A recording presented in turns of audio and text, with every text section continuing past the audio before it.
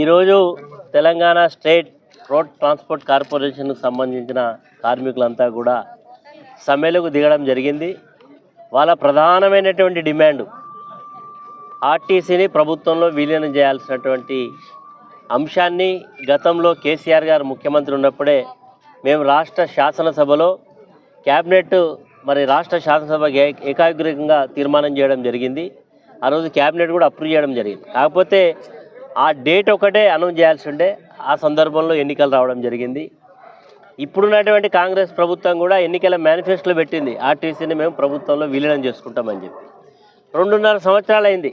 ఇప్పటి వరకు కూడా అనేక సందర్భాల్లో కార్మిక సంఘాలు ప్రభుత్వం మీద ఈ డిమాండ్ను చెప్పుకుంటూనే వచ్చింది. ఎప్పుడు చేస్తారు, మా యొక్క విలీన యొక్క ప్రక్రియ ఎప్పుడు పూర్తి చేస్తారంటే ఇగో అగో అనుకుంటా కాలయాపన చేస్తున్నారు తప్ప ఈరోజు వరకు కూడా ఆ ప్రక్రియను పూర్తి చేయలేదు. ఈరోజు చేయకపోగా ఈ యొక్క గుర్తింపు సంఘాలకు ఎన్నికలు పెట్టాలి, ఎన్నికలు పెట్టలేదు.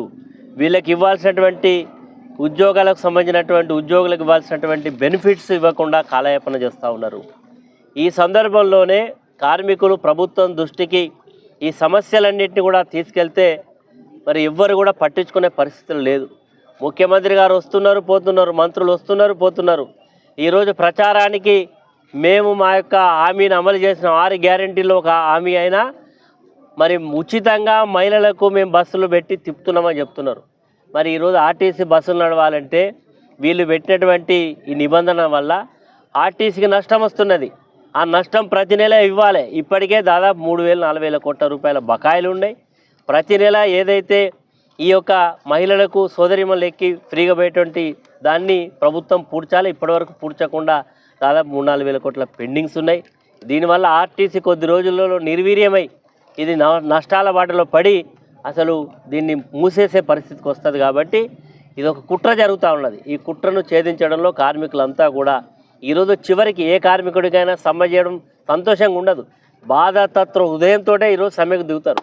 కాబట్టి ప్రభుత్వం ఈ యొక్క బాధను అర్థం చేసుకోవాలి తప్ప కక్ష సాధింపు చర్యలు చేపట్టకూడదు. పోలీసు యంత్రాంగం ఉన్నది, మా దగ్గర పోలీసులు బాగా ఉన్నారు. మేము ఈ యొక్క సమ్మెకు వ్యతిరేకంగా ఉచిత టెంపరరీ డ్రైవర్లను తెస్తాం, లేకపోతే సింగరేణి కార్మికులను పెట్టి బస్సు నడుపుతాం, లేకపోతే ఇంకో కార్మికులను పెట్టి నడుపుతాం అంటే ఇక్కడ ఎవరు కూడా చూస్తూ ఊరుకోరు. ఇది న్యాయమైన డిమాండ్.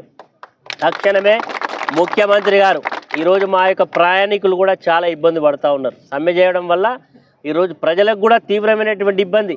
ఎండాకాలం, పెళ్ళిళ్ళు ఉన్నాయి, విద్యార్థులకు ఎగ్జామ్స్ ఉన్నాయి, ఇవన్నీ కూడా ఉన్నాయి. కాబట్టి ఈరోజు బేషాలకు పట్టింపులకు ప్రభుత్వం పోకుండా తక్షణమే చర్చలకు పిలిచి ఈ యొక్క కార్మికులు చేస్తున్న న్యాయమైనటువంటి డిమాండ్లన్నింటినీ కూడా పరిష్కారం చేస్తే సరే. ఈరోజు మేము కూడా బాధ్యత కలిగినటువంటి ప్రతిపక్ష పాత్రలో ఉన్నాం. ఇటు కార్మికులు ఇబ్బంది పడద్దు, అటు ప్రజలు ఇబ్బంది పడద్దు. కాబట్టి తొందరగా ఈ సమస్యను పరిష్కారం చేయాలని డిమాండ్ చేస్తున్నాం. ఇటు ప్రజల పక్షాన, ఇటు కార్మికుల పక్షాన ఈరోజు మంత్రి పొన్నం ప్రభాకర్ గారు దీన్ని ఇనిషియేటివ్ తీసుకోవాలి.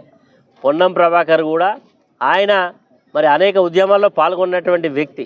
కాబట్టి పొన్నం ప్రభాకర్కు నేను సూచన చేస్తా ఉన్నా, ప్రభాకర్ గారు మీ ముఖ్యమంత్రి దగ్గర తక్షణమే పోండి, ఈ సమస్యను వారికి వివరించి ఈ సాయంకాలం లోపల సమ్మె విరంభించే విధంగా ప్రకటన వచ్చే విధంగా చేయాలని ఈ సందర్భంగా డిమాండ్ చేస్తున్నాం. ఒకవేళ చేయని పక్షంలో కార్మికుల పక్షానికి అండగా ఉంటాం.